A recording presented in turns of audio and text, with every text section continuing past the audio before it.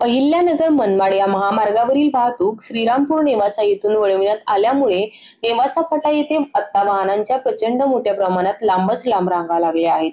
छत्रपती संभाजीनगरकडे जाणारा मार्ग 4 किलोमीटर पर्यंत तर श्रीरामपूरकडे जाणारा मार्ग 2 किलोमीटर पर्यंत तसेच अहिल्यानगरकडे जाणारा मार्ग 4 किलोमीटर पर्यंत वाहतूक जाम झाल्यामुळे ठप्प झाला आहे.